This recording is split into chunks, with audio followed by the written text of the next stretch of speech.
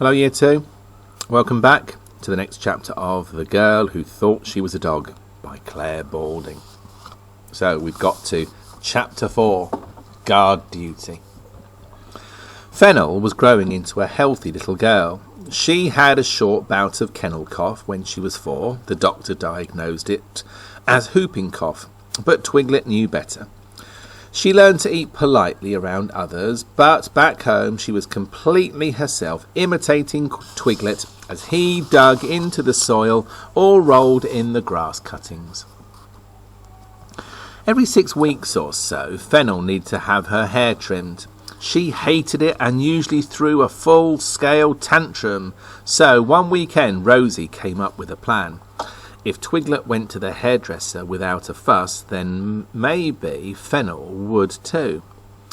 The only problem was that Twiglet didn't need to have his hair cut regularly like a cockapoo or a Tibetan terrier.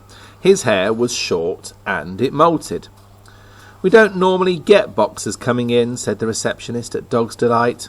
"I know," said Rosie, keeping her voice down. "He doesn't need a cut, obviously, but a shampoo and dry will be great, and maybe a nail trim as well." The receptionist nodded and led Twiglet off to start the treatment. "Look, darling," said Rosie, "Twiglet is off to get his hair cut, and he's not making a fuss, is he?" She led Fennel next door to the hairdresser. "You and Twiglet should be ready at exactly the same time, and I'll tell you what, if you're a good girl we can go to the park afterwards." Fennel hesitated in the doorway, but as Twiglet was going through the same experience, she figured she'd better be brave as well. "Okay, Mama," she said, and trotted inside. 40 minutes later they were both ready. "Park, Mama," Fennel reminded her mum firmly, and it wasn't long before she and Twiglet were rolling on the cricket pitch, trying to replace the smell of shampoo with that of freshly cut grass. They were happily scampering around when a strange dog approached. He was a stocky fellow, bluey-grey in colour, with a wide head and a strong jaw. A thin white stripe ran down the centre of his face, and his chest was white, as if he was wearing a bib. He was all muscle and must have weighed as much as Twiglet and Fennel put together. His top lip curled in disgust. "My territory," he growled. Sensing trouble, Twiglet moved quickly between Fennel and the new dog. "It's okay, we were just leaving," Twiglet explained as calmly as he could.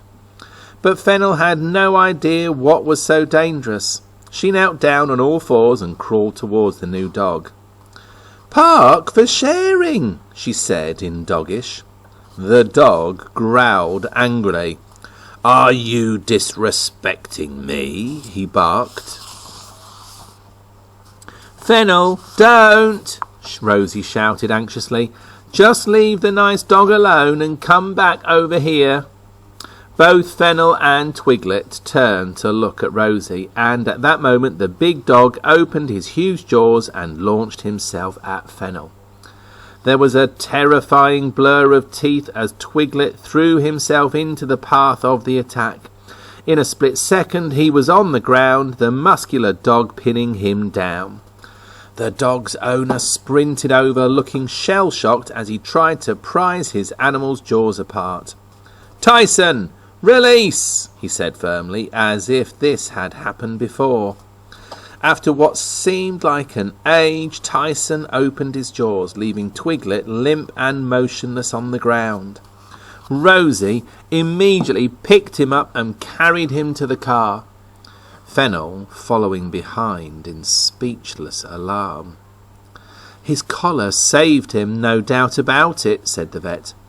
"I've given him a couple of stitches on the back of his head and some painkillers, and here are some antibiotics he'll need for the next week, just to make sure the bite doesn't get infected. He's a very lucky boy." Rosie looked at the teeth marks on Twiglet's leather collar. If he hadn't been wearing it, the dog's teeth would have sunk into his neck. She couldn't bear to think about it. It's okay, Mummy, Fennel said, stroking her arm. Twiglet's brave. Yes, darling, Twiglet is brave. He's your guardian angel. Now, let's take him home and get him comfy. Fennel didn't leave Twiglet's side all night. She held his water bowl up to his face to make it easier for him to drink, and offered him soft, mushed-up food, putting it on the end of her finger so he didn't have to move. Please be all right, Twiggy, she whispered in doggish. Please be all right. Fennel slept beside Twiglet for 7 nights. He was very weak for a few days and his wounds were sore, but eventually he recovered. The bond between him and Fennel was stronger than ever. I think Twiglet saved her life, Rosie told Uncle James when he came to see the patient. I don't know what would have happened if he hadn't been there. I'd heard about boxers being good guard dogs, but he's something else, Uncle James replied. Twiglet really cares about Fennel. He'd do anything to protect her. That's the end of that chapter. The next one, which we'll read tomorrow, Chapter 5, Starting School. I wonder. See you then.